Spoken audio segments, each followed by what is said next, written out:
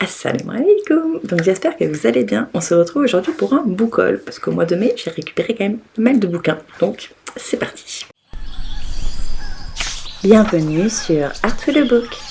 Tout d'abord j'ai récupéré Hunger Games, lever de moisson, lever de soleil sur la moisson, ainsi que Hunger Games, la balade du serpent de l'oiseau chanteur. Ça faisait un moment que je voulais le prendre celui-ci et j'avais toujours pas eu l'occasion. J'ai enfin pris le temps du coup avec la sortie de celui-ci, donc très hâte de les lire. C'est donc des spin-offs de la saga Hunger Games, je pense pas que j'ai besoin de vous les présenter. Ici on suit plus ou moins le début en fait des Hunger Games avec Snow, et ici c'est celui d'Haymitch. Il paraît que celui-ci fait vraiment beaucoup pleurer, donc j'ai très hâte de les découvrir tous les deux. Ils ont l'air trop cool, donc très hâte de découvrir tout ça. J'aimerais beaucoup relire d'ailleurs les Hunger Games, la saga principale, avant de les lire eux, donc Inch'Allah j'arriverai à le faire relativement bientôt. Ensuite je me suis pris Nos âmes tourmentées. Ça faisait un moment que je voulais découvrir cette autrice parce qu'elle m'intrigue quand même, parce qu'il y en a beaucoup quand même qui font de très bons retours sur ces bouquins. C'est un roman assez différent de ce que je peux lire d'habitude, mais ça me tentait quand même. Tout ce que je sais dessus avant que je le commence, parce que comme vous pouvez le voir c'est ma lecture en cours, c'est qu'on suivait deux personnes qui avaient vécu des choses pas forcément très cool, avec pas mal de drames et tout ça, et ils vont se rencontrer et ça va faire des choses épiques. Il va y avoir une histoire d'amour.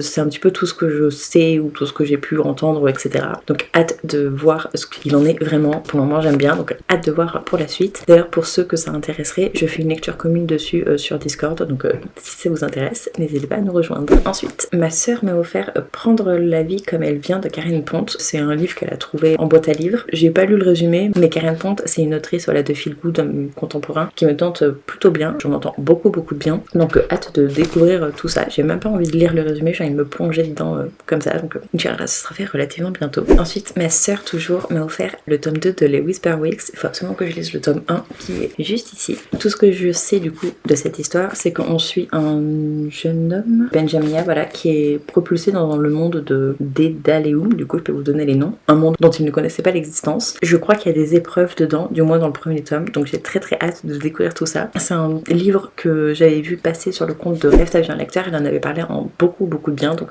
très hâte de découvrir ces petits bébés.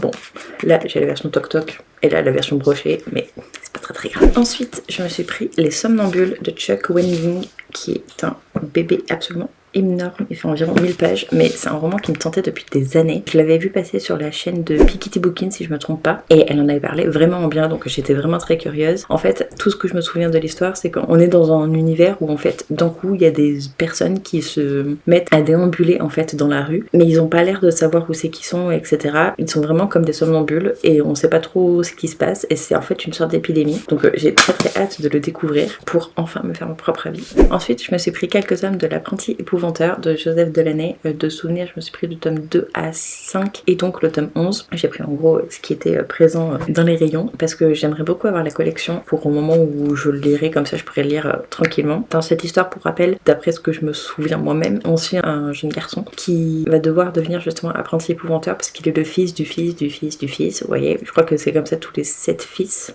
je sais plus exactement. Et c'est une sorte d'horreur pour les enfants. De souvenir, le premier tome que j'avais lu il y a vraiment très longtemps, c'était plutôt sympa, ça faisait pas vraiment peur, même pour les enfants. De souvenirs, il n'y avait rien de vraiment effrayant, donc hâte quand même de lire enfin la suite, mais d'abord de relire bien sûr le premier tome.